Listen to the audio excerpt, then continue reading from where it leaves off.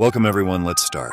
Sam and Jenny were looking forward to their weekend getaway in the woods. They had rented a cozy cabin deep in the forest, far away from the stress of their daily lives.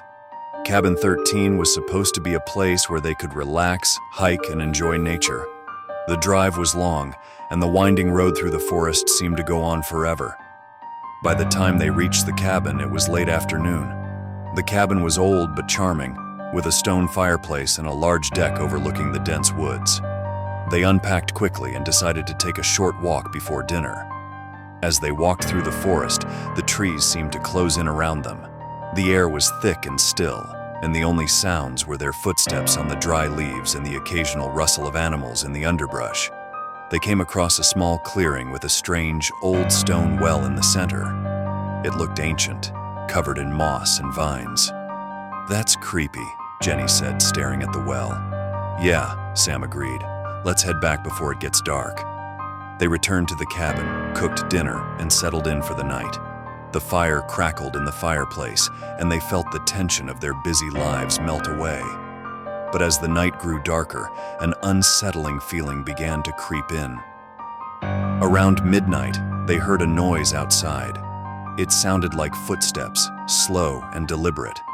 Sam got up to check, but when he looked out the window, he saw nothing but darkness. He shrugged it off, thinking it was just an animal. They went to bed, but neither of them could sleep. The cabin felt different at night, darker, colder. Jenny lay awake, listening to the silence when she heard the footsteps again. This time they were louder, closer. "Sam, wake up," she whispered, shaking him.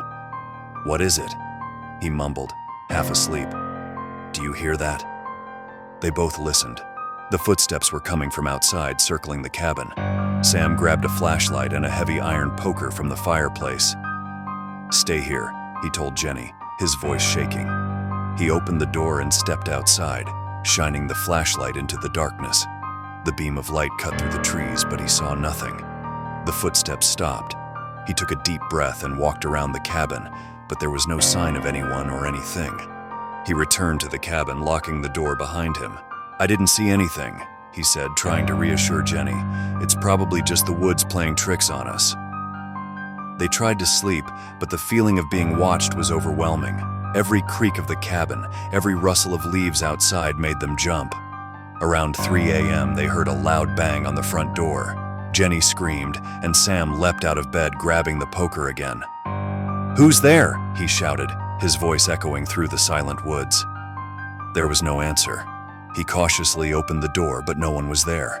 He shone the flashlight around, but saw nothing. When he turned to go back inside, he noticed something strange. On the door, written in what looked like dirt or mud, were the words, "Leave now." Sam's heart raced. He showed Jenny, and they both agreed it was time to go. They packed their things quickly and ran to the car. But when Sam tried to start the engine, it wouldn't turn over. The car was dead.